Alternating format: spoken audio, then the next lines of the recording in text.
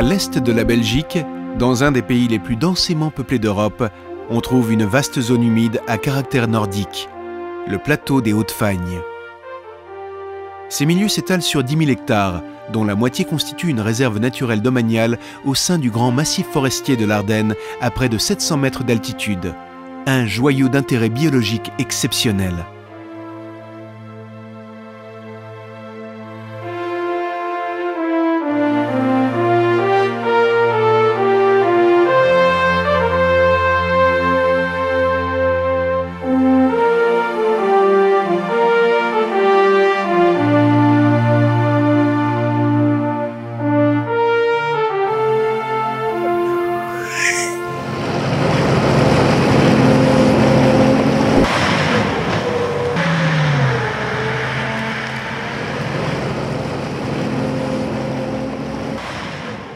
À travers un projet Life Nature, l'Union européenne a voulu donner une impulsion financière majeure pour la sauvegarde et la pérennité des landes et tourbières du plateau des Hautes-Fagnes. Mais à quoi servent tous ces grands travaux qui semblent plus détruire que construire ? Pendant 6 ans, le service public de Wallonie, la province de Liège, le parc naturel Hautes-Fagnes-Eiffel et la Commission européenne ont imaginé et pris en main tous les travaux nécessaires pour restaurer durablement les sites les plus prometteurs en termes de biodiversité.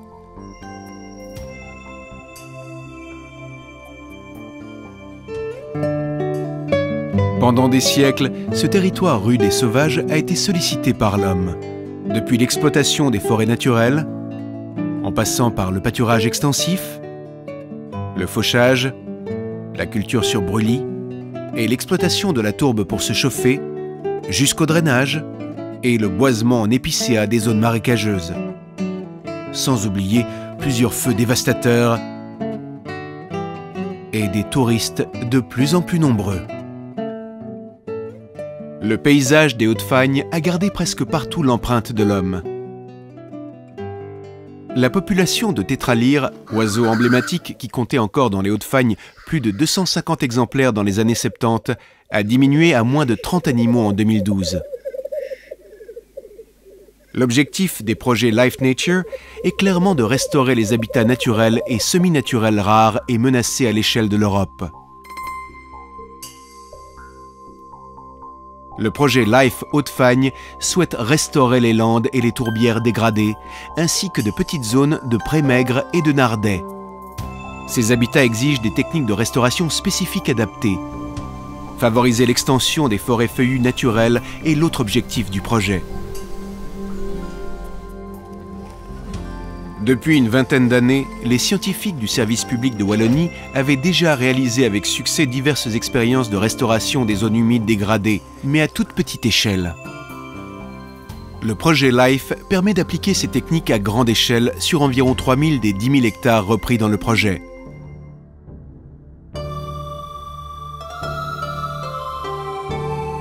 Agir à grande échelle, c'est assurer un impact positif sur des espèces animales à territoire plus grand et assurer la dispersion maximale des végétaux protégés. L'important était d'imaginer des travaux qui allaient restaurer ces zones à longue échéance, sans demander un entretien démesuré que personne ne pourrait payer dans le futur.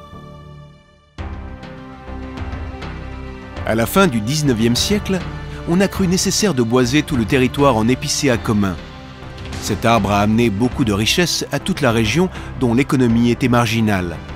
Hélas, il ne donne guère de résultats dans les tourbières ou dans les landes trop humides. Or, les espèces caractéristiques de ces habitats humides ont une grande valeur patrimoniale. De nombreuses parcelles marginales sont pour cette raison mises à blanc dans le cadre du projet LIFE en bordure des reliques de landes et tourbières.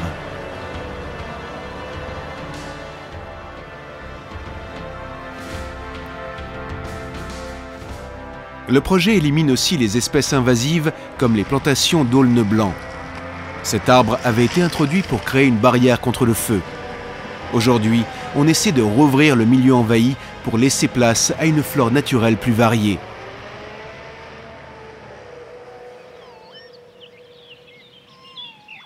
Le vanneau huppé profite de ces milieux ouverts pour nicher.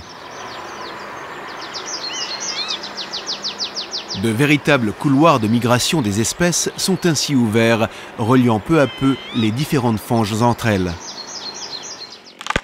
Mais il ne suffit pas simplement de déboiser ces zones drainées au début du XXe siècle. Il faut également boucher les drains pour tenter de rétablir un niveau hydrique élevé, qui garantira à longue échéance le maintien d'une végétation typique des landes et des tourbières. Dans certaines coupes, on a creusé des centaines de mardelles et parfois créé de véritables digues qui permettent la formation de mares. On attire ainsi un grand nombre d'espèces animales rares, dont les libellules.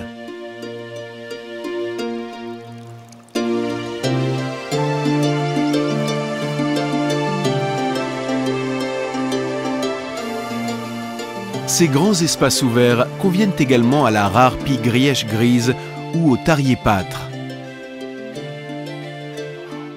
En automne, comme au printemps, ces nouvelles zones humides servent de relais pour les petits et grands oiseaux migrateurs comme la grue cendrée. Jamais auparavant, on n'avait vu autant de ces échassiers posés dans les Hauts-de-Fagne.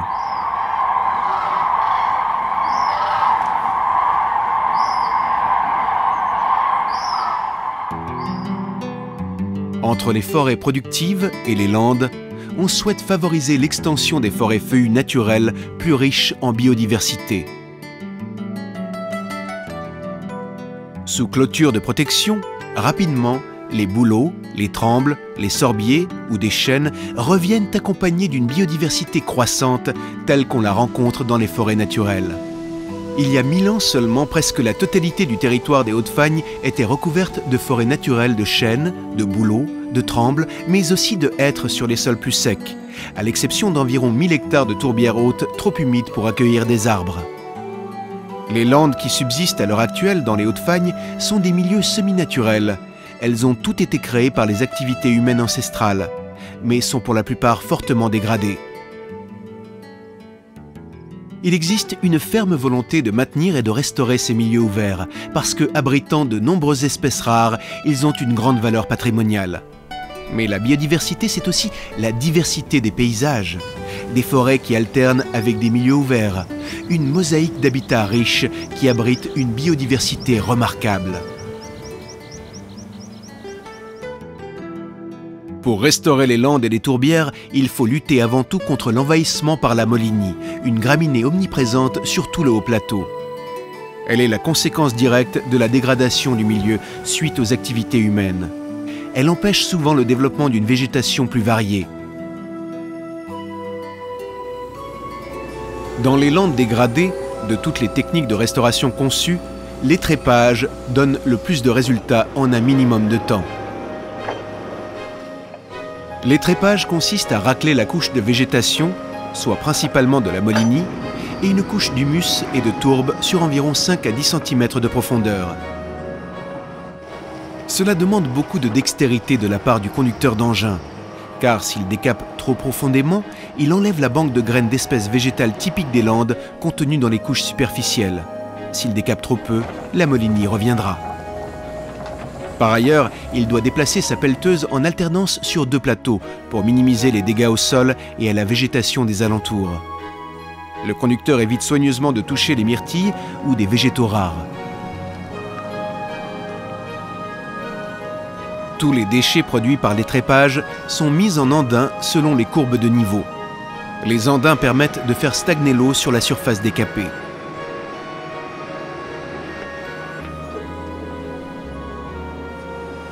L'étrépage permet pratiquement d'éliminer complètement la molinie et crée des surfaces de sol nues dans lesquelles germent différentes espèces qui proviennent de la banque de graines ainsi réactivée. En fonction du degré d'humidité des sols, on obtient une multitude de milieux qui seront colonisés par les espèces caractéristiques de ces landes. Les résultats peuvent être spectaculaires dès la première année. Dans les landes initialement plus humides sur faible couche de tourbe, on voit apparaître la bruyère quaternée, la gentiane pneumonante, diverses lèches, des joncs. Des espèces rarissimes ont même fait leur apparition, comme ce lycopode inondé. Et il y a aussi des linégrètes et des sphènes.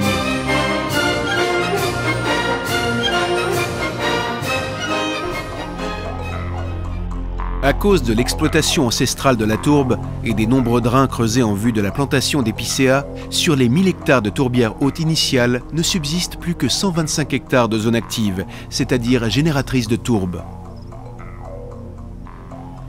Reboucher ces anciens drains collecteurs est une priorité pour réenclencher le processus de formation de tourbe dans les tourbières dégradées. Malheureusement, les effets de ce travail se limitent seulement aux alentours immédiats des drains bouchés. À proximité des tourbières actives, le LIFE a creusé toute une série de bassins en décapant la végétation et la tourbe jusqu'à 30 cm de profondeur. En étant si proches de la nappe phréatique, ces bassins restent en permanence sous eau, mais plus aucune banque de graines ne peut être activée à cause de ce décapage profond. La recolonisation grâce au vent et au ruissellement des sphègnes, des lèches ou des joncs est observée. À proximité des tourbières actives, les résultats sont très encourageants.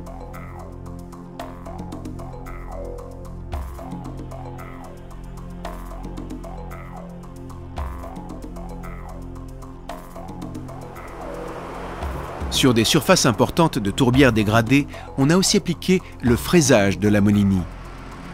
Cette technique plus rapide et moins coûteuse que les trépages consiste à broyer superficiellement l'ammonia et ensuite à l'exporter au moyen d'engins puissants sur chenilles qui poussent ces déchets sur des andins exactement comme pour la technique de l'étrépage.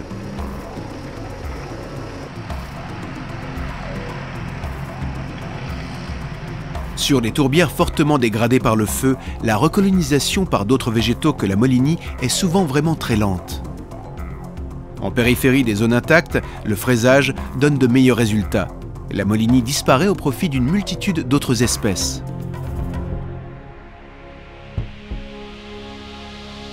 De toute façon, les surfaces d'eau ainsi créées attirent de nombreuses espèces d'oiseaux.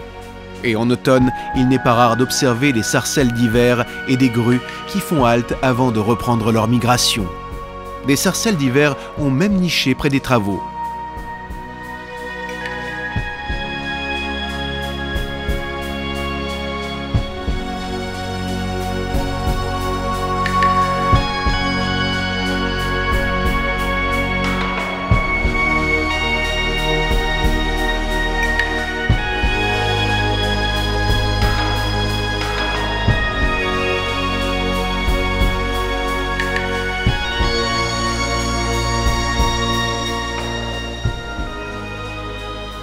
Une technique plus efficace et prometteuse de restauration des tourbières est la création de digues qui permettent la mise permanente sous eau de grandes surfaces de tourbières dégradées. En bordure des tourbières actives, près des anciens fronts d'exploitation, cette technique consiste à chercher sur place l'argile nécessaire pour créer une assise étanche des digues. Les digues sont recouvertes de végétation prélevée à proximité. Dans ces zones mises sous eau se développent des végétations de bas marais ou de tourbières de transition, c'est-à-dire des milieux initiaux des tourbières hautes. La dynamique des milieux tourbeux est relancée.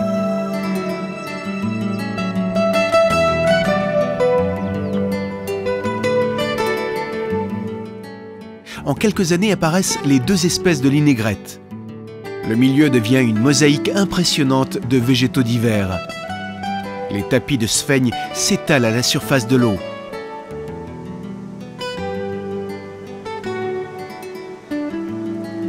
Les surfaces d'eau deviennent aussi rapidement un paradis pour les libellules et certains oiseaux.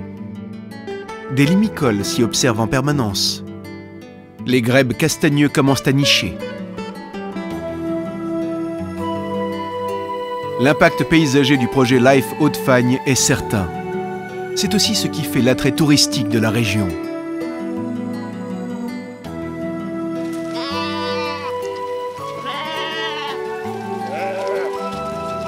Les landes sèches et tourbeuses des Hautes-Fagnes ont servi de pâturage extensif aux troupeaux de vaches et de moutons depuis des siècles. De véritables transhumances se faisaient depuis les villages voisins jusqu'au cœur des Fagnes.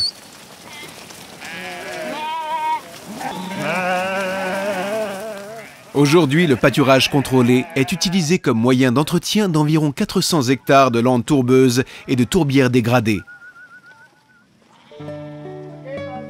Quelques 1350 moutons permettent de faire diminuer la densité de la molinie, de réduire ainsi l'accumulation de la litière de cette graminée envahissante et de favoriser aussi une végétation plus variée, dont les sphègnes et les linégrètes dans les zones de tourbières et les éricacées dans les landes.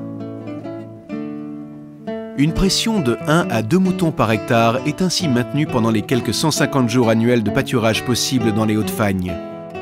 Au-delà, il y aurait un surpâturage qui détruirait la biodiversité. Il y a aussi un troupeau de vaches écossaises Highland qui a la même influence positive sur la végétation.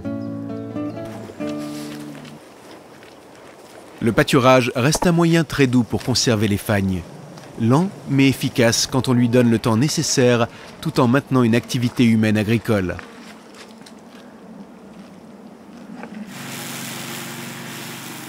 La diminution de la litière peut aussi se faire par des fauchages répétitifs, à condition de ramasser la litière coupée pour permettre aux germes de plantes présentes de se développer et de remplacer peu à peu la monotonie de la molinie. La fauche n'est toutefois possible qu'avec des engins exerçant une faible pression sur le sol. Faucher ou pâturer, c'est encore une fois donner de la lumière et donc de la vie aux espèces dominées par la molinie. Le projet Life Hauts-de-Fagne donne certainement de la vie à toute une région. Tous ces multiples acteurs, politiques, publics ou privés, gardent la fierté d'avoir participé à un projet ambitieux de sauvegarde d'une nature exceptionnelle.